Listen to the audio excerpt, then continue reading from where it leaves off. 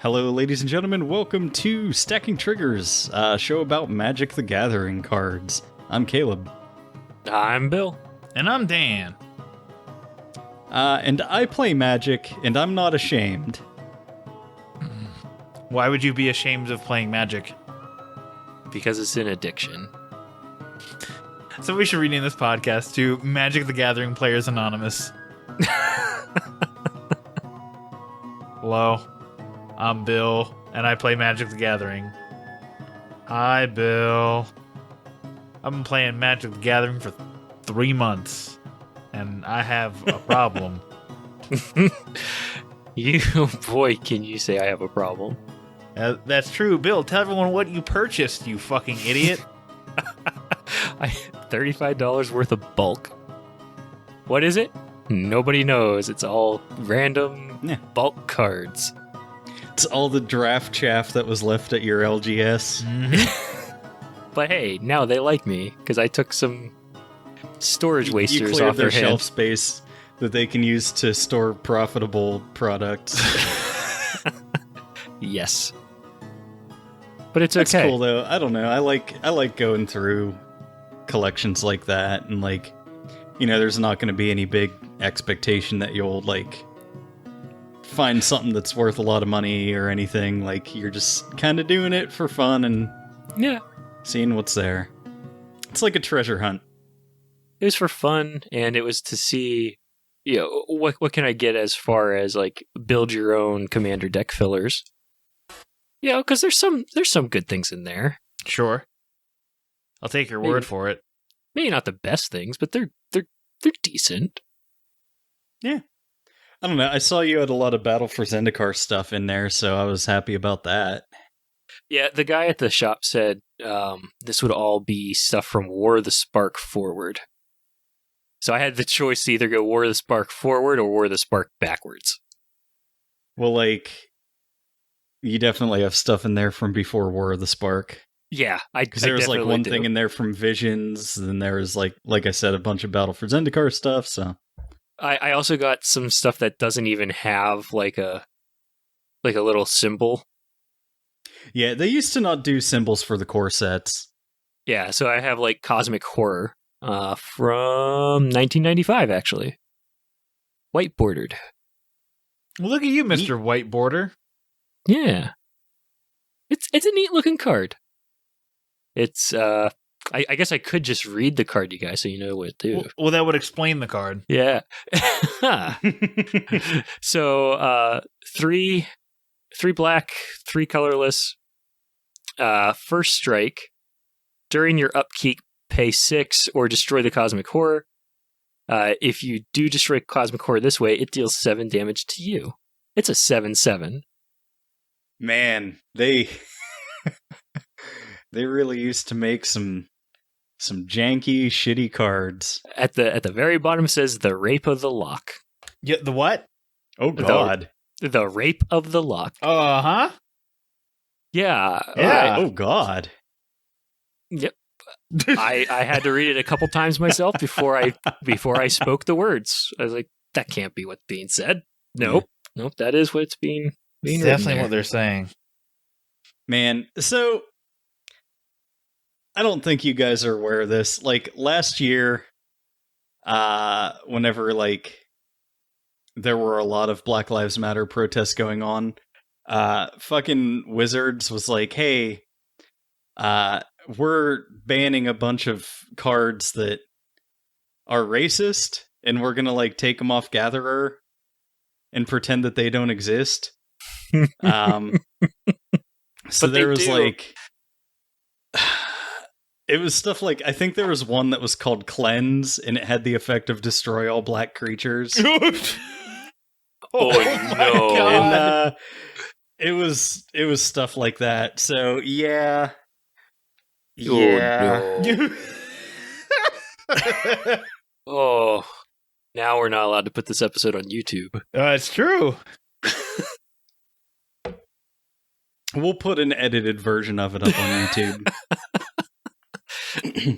Yeah, but that's This is Stacking Triggers Nights, where we talk about the shady underbelly of the game. But yeah, you guys mentioned it. We're on YouTube now, because I think that's the way to go for this podcast is to also be on YouTube. Makes sense. Mainly because I don't think there's a Twitch following for Magic the Gathering, and YouTube seems to be a better space for it. So I don't know. Mr. Beast is playing Arena now. Oh, who gives a fuck? Listen, preteens and really care. and Zoomers. Preteens really care. Am I out of touch? No, it's the No. children who are wrong. I have to keep up with all the good memes and everything that the kids like to make sure that when So that people I you're work raising with your talk. child properly. Well, so yeah. First of all, so I'm raising my child properly, but also because I work with a lot of people who are younger than me, which feels weird. Yeah. Well, yeah, that's because like you're a 100. failure.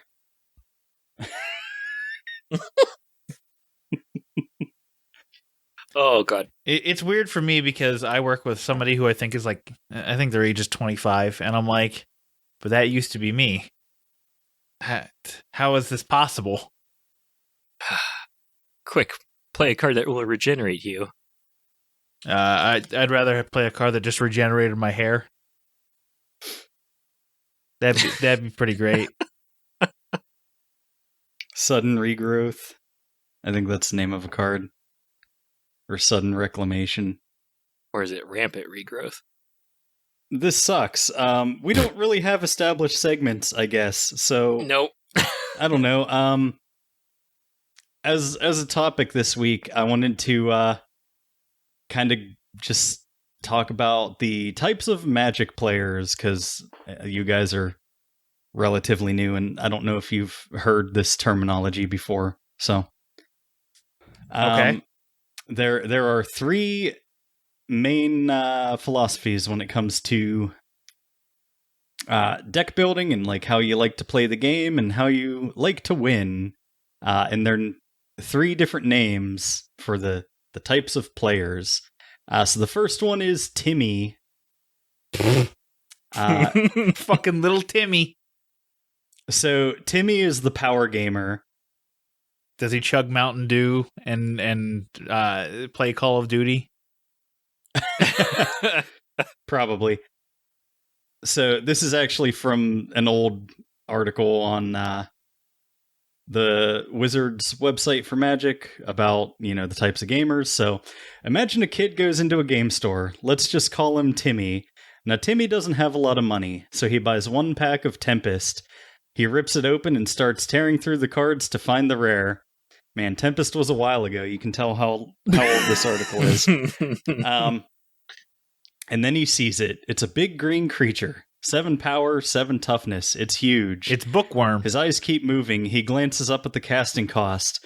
5 green, green, green.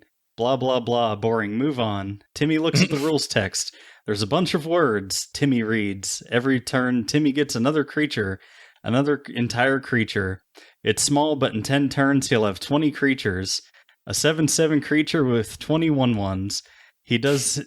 how does his opponent stop that? It can't be stopped. Timmy finally exhales. He has found the Holy Grail. So, Timmys like to cast big spells. They don't like winning out of nowhere. They like to crush their opponents. They're like their plays big and impressive and swingy. Sure. So every play has to be big and impressive, is what you're saying. Yeah. Because their okay. penis is so little. Yeah, and like the Timmy is the one who like, plays a fucking 8/8 trample creature, and like he'll either like win off of the one big thing or get blown out by the more competitive players. Speaking of which, the next profile is Johnny. Johnny is the creative gamer for whom Magic is a form of self-expression. Johnny likes to win, but he wants to win with style. It's very important to Johnny that he win on his own terms. As such, it's important to Johnny that he's using his own deck. Playing Magic is an opportunity for Johnny to show off his creativity. So Johnny is known as the combo player. So Johnny's like a challenge. They will try to form synergies that, other people might not see right away and try to combo off. Okay. So Johnny cards are the cards that have unique effects that kind of you build around like one cool card and try to get that card to go off. And then the third type is the Spike. Spike is the competitive player. Spike plays to win. Spike enjoys winning. To accomplish this, Spike will play whatever deck is the best. Spike will copy decks off the internet. Spike will borrow other players' decks. To Spike, the thrill of Magic is the adrenaline rush of competition. Spike enjoys the simulation of outplaying the opponent and the glory of victory. So this is the person who, net decks, who builds an entire deck that, there's nothing over 3 mana cost, so it's, hyper fast. This is the player who tries to run the bare minimum of lands in their deck to try to make sure that they get, everything on the field as quick as possible that they need to. And they like to play a bunch of red hasty creatures and turn them sideways. So 4 fervent champions, 4 frostbites, 20 snow-covered mountains, 4 ember cleave, 4 gold span dragons. It's true. 4 of everything. If you look at the standard red deck win right now, it basically is 4 copies of everything and then just 20 mountains. It really is, and it's extremely consistent because of that. I think I mentioned it before, but red deck wins is my favorite deck archetype, and it's based off of a deck from one of the first Pro Tours that it was the first deck that was built around the concept of a mana curve where you ramp into increasingly bigger things and try to use all of your mana all the time. Mm-hmm. So I didn't hear me on there though. Well, you're an abomination.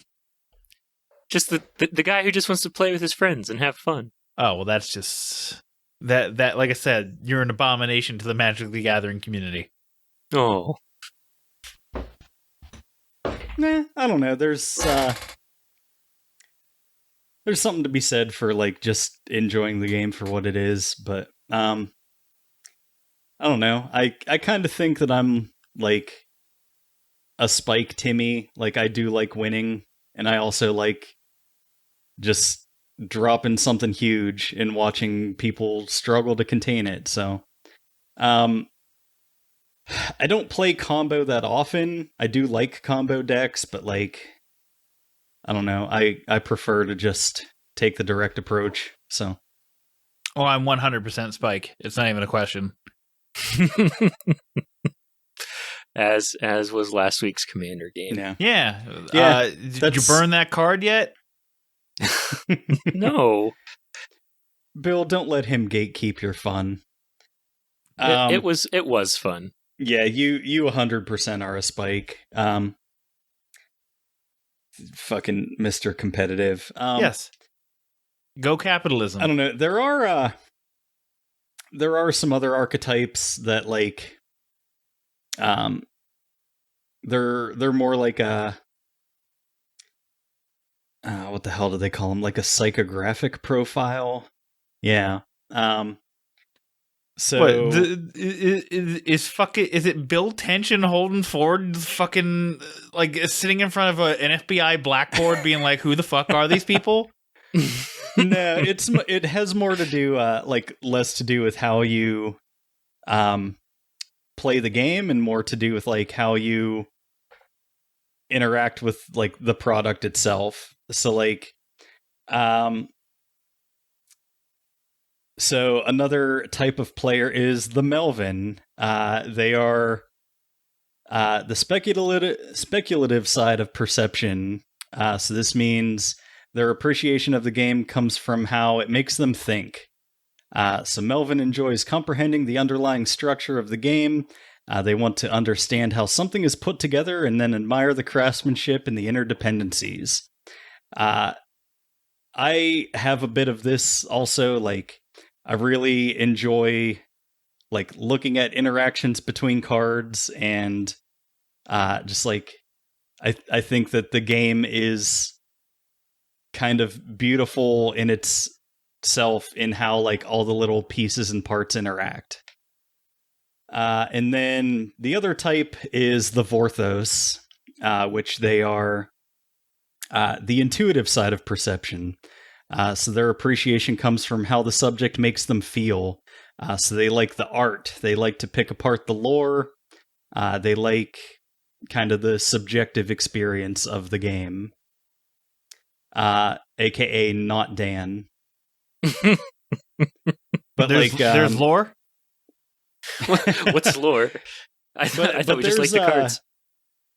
There's like a subsection of like, especially in the Commander community, of like Vorthos players who try to build a deck to tell a story. So like, they'll hold back plays for like certain things until they get like a certain creature out on the board, and it like all kind of ties together, and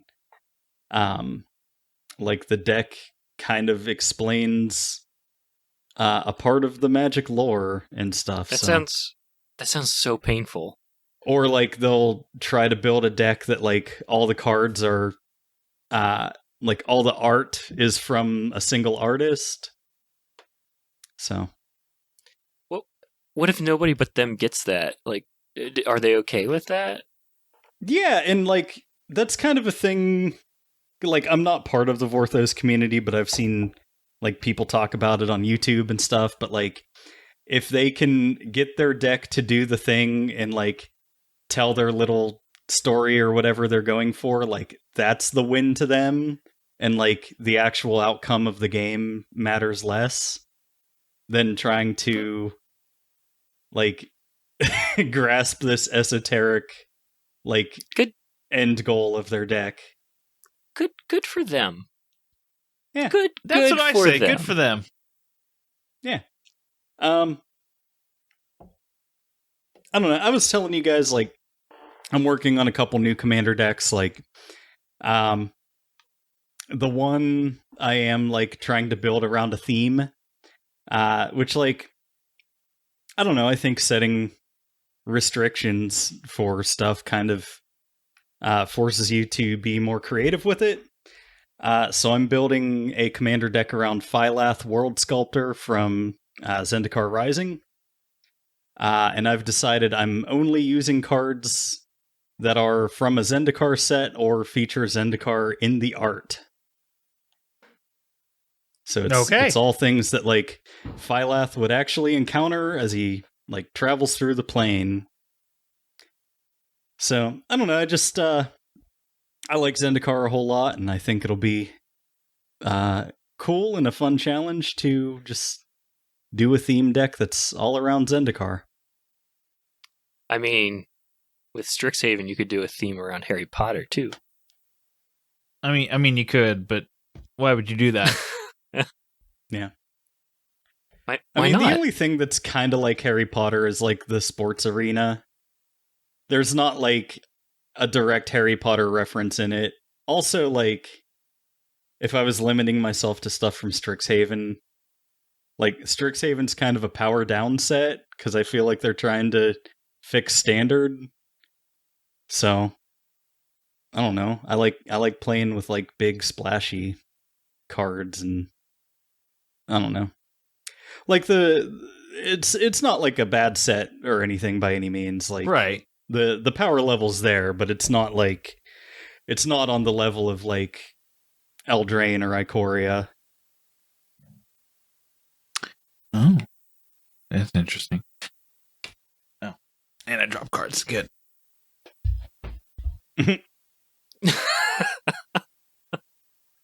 Dan flipping through his collection. I am because I'm trying to build a deck for Commander that is of my own creation, that I've only taken inspired ideas from, of different kind of concepts And unfortunately, it definitely seems like I have to wait until the Lorehold Commander deck arrives to my home before I can actually complete it, because that will contain more of the cards than I need.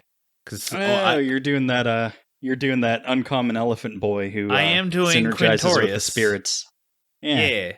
Yeah, that's pretty cool. It's I really like that creature because it's a Boros deck that's not equipment based. Yeah. Like that is my favorite thing about Strixhaven, is that it like shakes up the existing like archetypes without completely throwing them out.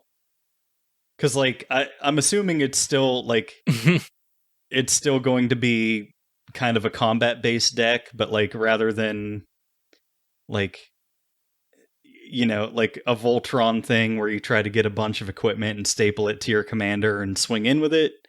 It's more like going wide with tokens. So yes. I don't know, it's cool. It seems like he'd be a really cool deck. So Bill, Quintorius, Field Historian. He is a 3, a red and a white, legendary creature, elephant cleric. Spirits you control gain +1/+0. Whenever one or more cards leave your graveyard, create a 3/2 red and white spirit creature token. So you can do many things. You could run Flashback. You could run Escape. You could run, Return from Graveyard. You could, different kind of mechanics like that. Oh shit! It's just when it leaves your graveyard. Period. Yes. Like yes. It can go anywhere. Okay, so Escape is very powerful with that. Yes. Because you exile cards and they leave your graveyard, and then the thing goes to the battlefield and leaves the graveyard. So like, I don't know, just as a for instance, like Phoenix of Ash, if you cast that for its escape cost, you would get 4 spirits for that. It's 1 or more. So it's for every instance. So I think it would be 1 for the paying of the cost, and then 1 for when it actually hits the battlefield. I think. I haven't looked at the ruling on that yet.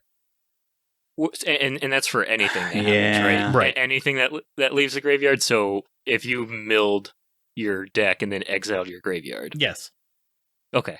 Or like if you, for instance, played a card that exiled my graveyard, I would put a spirit token out on the field. For each card? No, just every one. Every time it happens. Instance. Every instance it happens is when you put a spirit token. I got it. So it's not broken. It's just valuable. Gotta try and really find a way to break it. If it was that, it was like, hey, I activate this card that exiles my entire graveyard. Here's 42 4/2 elemental spirit tokens. Is that it? Are they? So I was I played my my pauper deck against you, Dan. That one card, Tortured Existence, that like you just pay a black to like make a creature card go from your, like you swap a creature card between your hand and your graveyard. Mm-hmm. So like one of the decks that I'm going to be building uses Tormod the Desecrator from Commander Legends. So he has whenever a creature card leaves your graveyard, you create a 2/2 black zombie creature that enters the battlefield tapped. Which, like, that's a thing from back in the day. Like, your 2/2 zombie tokens always used to come into the battlefield tapped, because it's like they were slowly rising from the grave. But right. But it's kind of broken. Like, that commander is pretty broken with Tortured Existence, because just for as much black mana as you have, you just like cycle a creature back and forth from your graveyard to your hand and make a whole bunch of zombies, and each one costs 1 black mana. Huh.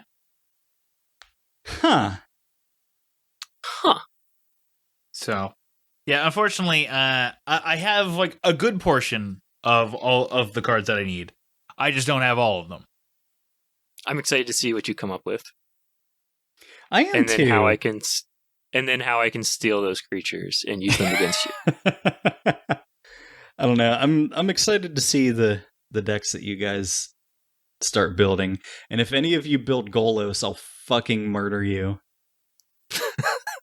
Good thing I know what that means.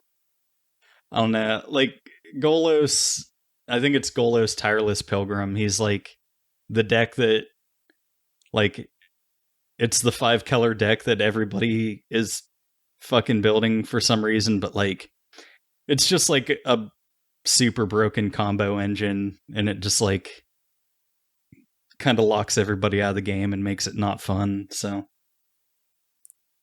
Well, that sucks. Bunch of spikes. it's just bad manners.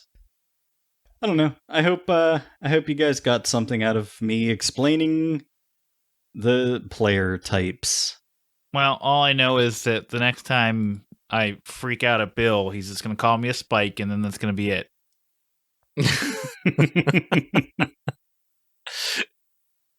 All right, I guess that'll move us over into our deck tech of the week. And Bill, it's your turn to regale us with your amazing thing. Don't know if it's amazing, but it is a thing, and it does stuff, and I like it. So it's using a lot of cards from Strixhaven. It's a net deck. I got it from CGB Blue. He did a Witherbloom deck the first couple days. It's not CGB Blue. The B in CGB stands for blue. His name is Covert Go Blue on YouTube. It's like saying It's like saying a big old ATM boomer. machine. Well, I done boomered it. Oh my god. Anyways, it's a spin-off of his, but his was far too expensive as far as wild cards go. Sure. So that's why there's a little bit of weirdness to this deck. That's why you have 4 copies of Valentine in there. It's also why I like the Swarm Shamblers in there. The joke is that Valentine is a rare card. I think I just pulled a lot of Valentines, to be honest. Oh, good for you. I don't know. I like continue. Swarm Shambler. Anyways, so the biggest part of the combo is Sedgemoor Witch, which is a 2 black, 2 and 1 black, sorry. Menace Ward, and the word is pay 3 life, and Magecraft. The Magecraft on the Witch here is whenever you cast or copy an instant or sorcery spell, create a 1/1 black and green pest creature token with when this creature dies, you gain 1 life. That's the biggest part of this. So you get her out, and then you have your Witherbloom Apprentice. So you have Witherbloom Apprentice out, and or Bastion of Remembrance, or a bunch of, just bunches of both of them. Witherbloom Apprentice, his Magecraft is whenever you cast or copy an instant or sorcery spell, each opponent loses 1 life and you gain 1. And Bastion of Remembrance, when Bastion of Remembrance enters the battlefield, create a 1/1 human soldier creature token. Whenever a creature you control dies, each opponent loses 1 life and you gain 1 life. Starting to kind of see a little bit of a pattern here. Yeah, it's life gain. Make a bunch of pests and then drink everybody's milkshake. Yep. And then the topping on the cake for this combo is Plumb the Forbidden. As an additional cost to this spell, you may sacrifice 1 or more creatures. When you do, copy this spell for each creature sacrificed this way. You draw a card and you lose 1 life. Ooh, I like that. Yep. That card's very good. Okay. Right. So the whole idea is you get around 5 or 6 of the tokens in, the pests. And since when they die, you gain a life, you get the Plumb the Forbidden for free. Well, not for free, but for not losing life. Right. So all you're doing is drawing 5 or 6 cards and losing no life. Meanwhile, you're ticking your opponent for a life at a time. Yep. And with Sedgemoor Witch out on the field, you're getting all your tokens back +1. Yeah, and then you have your your learn cards, so you have your sideboard with some lessons in it. So that was like the first thing I noticed is you actually have a sideboard with this, but it's basically like your wish board for the learn mechanic, and then so you have a Gigantha in the deck, and then I'm assuming the one that's in the sideboard is your companion. So yes, yeah, the Gigantha is the companion. Cool. Yeah, there's actually. Oh, I don't know why Gigantha's there in the. Okay, Gigantha's not actually in the deck. It's supposed to be the companion card. Okay. To be honest, I almost never used Gigantha. That was just something from CGB's deck. I don't know why it's in there, except for just additional mana if you need it. Yeah, no, I can see the utility of it, and like, yeah, the thing is like, why not just put it in? Because like, even if you never use it, like you have access to it if you just need a body. Yeah, that's the only other thing I could see. Like there's no downside to just having it in the companion slot. Yeah, but it's really fun when you can get 2 Witherbloom Apprentice and 3 Bastion of the Remembrance out, and you sacrifice 9 creatures. That's happened a couple games, and the opponents just have no idea what's happening. Because this deck does not attack directly. So, I like it. It is a life gain deck, so this is one of the few times where I'm going to ask this question. The very few times. Why are you not running the lifelands?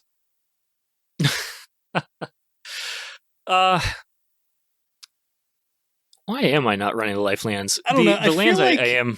You're like this has a very tight mana curve. Like your average CMC is 1.86.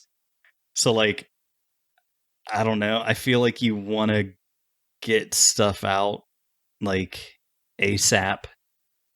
So I don't know. Like there's 5 in this that come in tapped. So like, I don't know. Maybe replace Witherbloom Campus with the life gain lands. I don't know. Yeah, I think the 4 and tap to scry 1 on the campus lands. I don't think that's that great. No, not at all. I'd rather run Temple of Milady than that. I love that card. But yeah, tap with Fedora. Yeah. The actually Temple of Milady is actually really nice. Sure. It's Malady. I'm just, I do have to be clear about that because this is an audio medium, but like I know how to pronounce the word. I didn't, and that's why I called it Milady. Oh, you're an idiot. Yeah, Witherbloom Campus is probably too slow and doesn't really help you in any way, shape, or form. Like Necroblossom Snarl, at least it's a show land. So there's that. Yeah. It's actually not bad. I did not mind playing that a couple times when I did get it. So, man, I really like the Snarls. Snarls are good. I'm trying to think because I feel this is me. I feel like you might be running too much different land. Like, yeah, I think Witherbloom Campus needs to go entirely, replaced for the life gain lands. So this is also one of the changes that I had to make to the original CBG deck, CGB. Is I think he had more of the Darkborn Pathways and more of the Snarls. Sure. Yeah, I was gonna say because this is. The mana base looks like you were limited by resources. Yes. So like I would drop the campuses, put in another Snarl and 2 more Darkbores if I had like unlimited, resources to dump into it. Because that was exactly like the pathways. There's no downside to the Snarl. There's usually no downside to. Yeah. And then and then I would just have it be like 2 tap lands, maybe. And then just kind of have to make a decision whether it was the life gain ones or the scry ones. I kind of prefer the scry lands, but the life lands actually work with this deck. yeah, I don't know. Like, you're getting enough of that off of your spells and stuff, but like that's the thing. This deck isn't really about me gaining life. It's about draining life from the opponent. Yeah. But you do that through gaining life. I mean, that's just, like, if Bastion of Remembrance and Witherbloom Apprentice both said each opponent loses 1 life, I think I'd still be okay. The deck would still work. I don't know. I like it. Human music. I like it. Yeah, it was. It's really fun to play. And every turn is just me not attacking, just getting my board wider and wider for the final moment. How often are you playing Valentine? Actually, Valentine is fun to put out because, I don't know, everybody targets him for some reason. Oh, if a non-token creature an opponent controls would die. Okay. Yeah. Yep. It puts. So Valentine does a couple things. It exiles opponents' creatures when they die, and so death effects don't work, or not when they die, instead of them dying. Right. That's pretty good. Yep. But it also infuriated me when somebody else had a Valentine, and I didn't realize the full fledge of that mechanic, and my eye twitch kept dying. Because eye twitch lets me learn when he dies. And I wasn't understanding fully what was going on. Oh. But I figured it out. And then, yeah, it is fun to make the pests with him. But on the flip side, sometimes I get more than one in my hand. And so I'll just play the Dean of the Root. Yeah, sure. Yeah. And so whenever I gain life, I pay 1 extra mana to just buff things up. Because when you pay the 1, you put a 1/1 counter on each creature you control. Yeah, that's not bad. And they gain trample till the end of the turn. Yeah, it's not bad. So it's not like you have like Faithless Looting or something like that where you can discard it and be like, oh, goodbye. I don't know. The only I think like dropping him to 3 wouldn't hurt. Like, yeah, you like to see him, but he's also legendary, so you don't want to see him all the time. See, I kind of disagree when it comes to the Dean specifically. I think decks that want them, you run 4 of, because you can always do the other side. Like, it's one of those things, it's kind of built so that there's no downside to, like, building your deck to just be hyper efficient and use 4 of everything. Also, totally have sacked the Dean just to get the final kill. As you do. As you do. I'm also running Village Rites in here as another instant. Yeah. And another draw definitely, engine. Definitely gives you some consistency, so. Yeah. But it's fun. Yeah, I don't hate your draw engine, because not only when you learn, because you have 8 learn cards, like the other mechanic you can do with learn is you can draw a card and then discard a card. That is the other half of learn.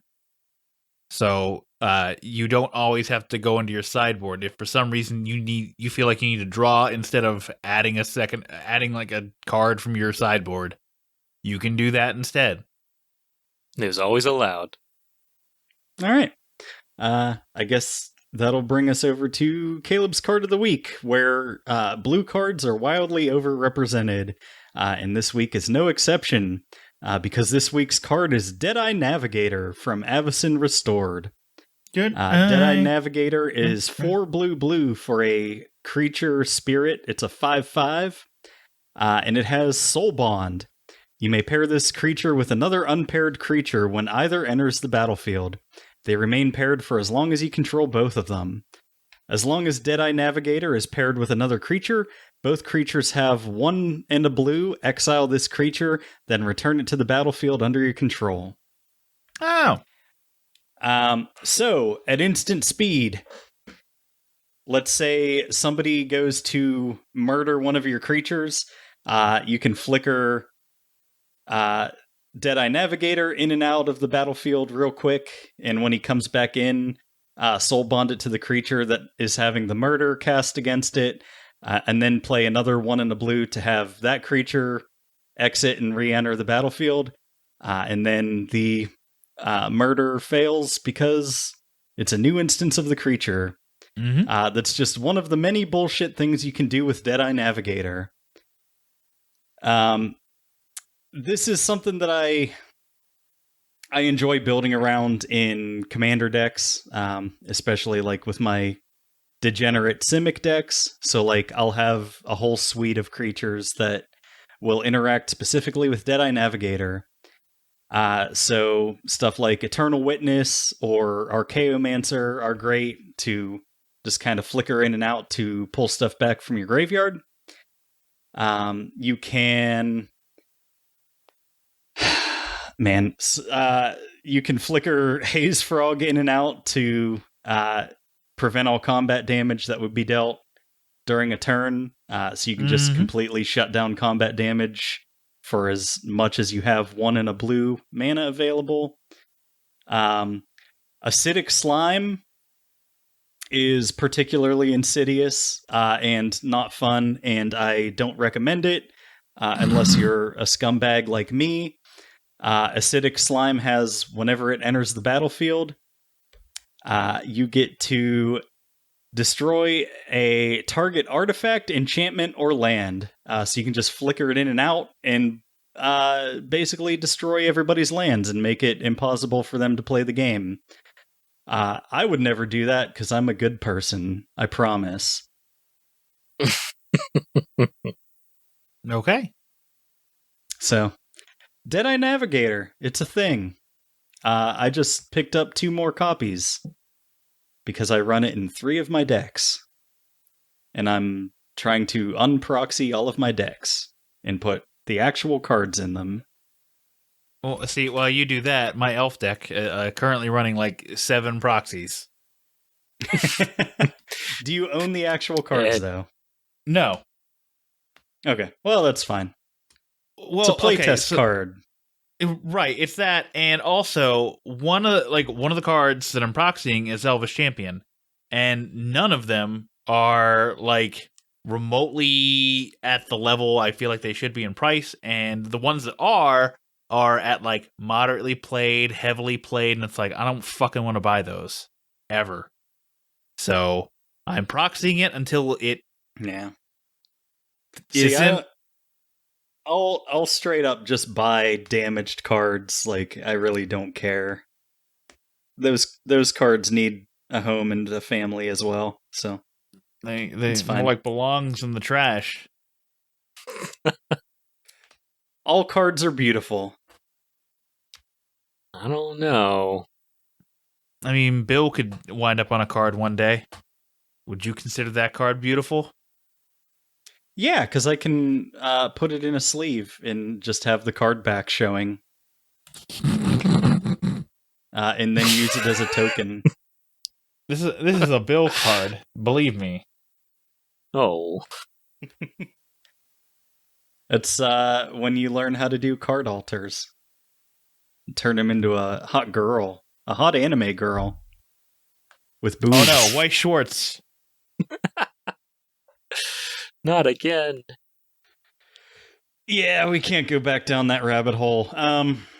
Anybody else have anything cool to talk about? Or is it time to go play a game? Go subscribe to our YouTube channel. We're doing more product openings. I have a box coming. Caleb has a box coming. Bill still has his pre-order set coming. Tomorrow. Yeah. So we'll have more box openings, and then eventually, when Bill gets his pre-release kit, we'll be able to do a limited thing where we can all play our limited pre-release kit stuffs against each other. I can't wait for stuff to get to my house. Maybe you should move. I know, I hear about it that? like 3 times a day. Yeah, I'm excited. Get me my card nicotine. Maybe you should move. Move to where the card is. Go live at Amazon. Yes. That's it. The link for YouTube will be in the show notes. Go subscribe. We have 3 subscribers, so I'm pretty sure are the 3 of us.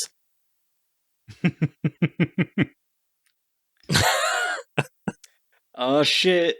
I think I am getting my set box tomorrow. The latest update on Amazon's tracking is that it has left the distribution center in Columbus, Ohio. So it's like, I don't know, like an hour and a half away. Yeah. Something like that. So fun fact. I'm getting 4 of my commander decks apparently on Saturday. The one I am not getting is the one I want the most, which is not Silverquill. It's Lorehold. I want the Lorehold deck, motherfuckers. I can't believe you bought all 5. That's I don't know. It's fine. I guess you like I have a lot of commander decks, so like I don't want to get That's a million of them. So yeah, it's fine. I usually just got pick them my for favorite below one. MSRP. It doesn't matter. Yeah. I don't know. I bought both of them for Zendikar Rising and Kaldheim though. Like those the set decks, they only had 2, but like I don't know. I just liked both for both of those. So that's it. Until next week, I bolt myself in response. I said it wrong. Goodbye.